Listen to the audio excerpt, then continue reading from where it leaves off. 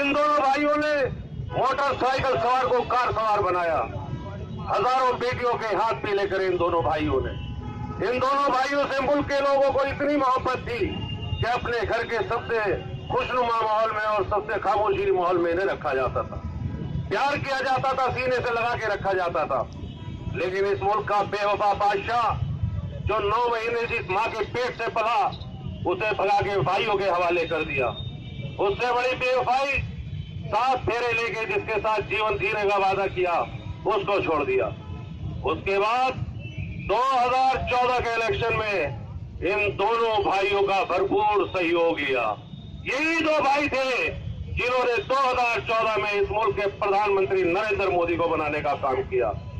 लेकिन इस मुल्क के बादशाह ने इनसे भी वफादारी नहीं करी और इन दोनों भाइयों का भी कत्ल कर दिया।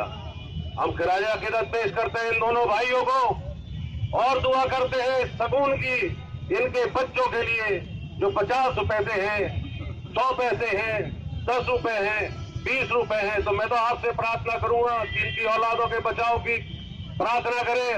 कल ऐसा बैठा हुआ है, बाप तो मार दिया, कहीं औलादे ना मार दे। बहुत बड़ा नमूना सुना है, बहुत बड़ा नमूना कि कफन की बात करता है, लहू की बात करता है, वो कारोबारियों के साथ धन की बात करता है। हमारे मुल्क ने कैसा नमूना चुन लिया यारो, वतन की बात करनी थी, वो मन की बात करता है। करो, मन की बात करो, साध्वी प्राची से करो, समृद्धि ईरानी से करो, हमें कभी दिक्कत नहीं होगी।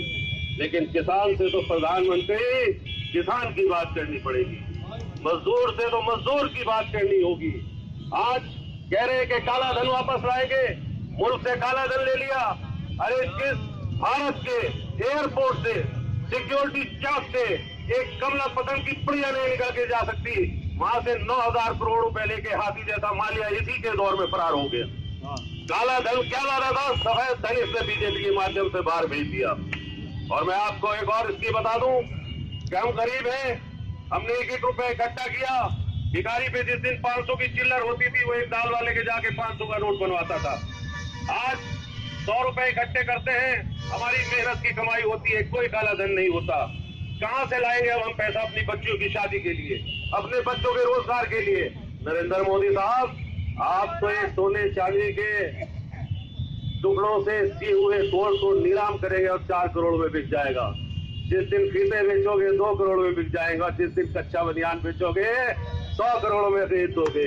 तो तुम्हारे में तो व्हाइट की कमी नहीं रहेगी, ब्लैक हमारा होगा।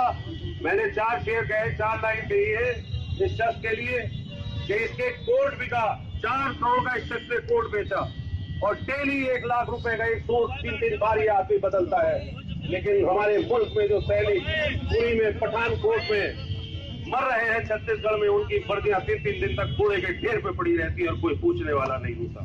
मैं उन कारोबारियों से पूछना चाहता हूं जिन्होंने 4 करोड़ में ये कोट खरीदा है कि अगर आप वर्दी खरीद लेते तो क्या होता।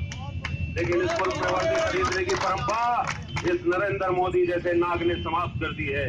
और एक 4 लाइन में अपने दिल की आपको बयान कर रहा हूं कि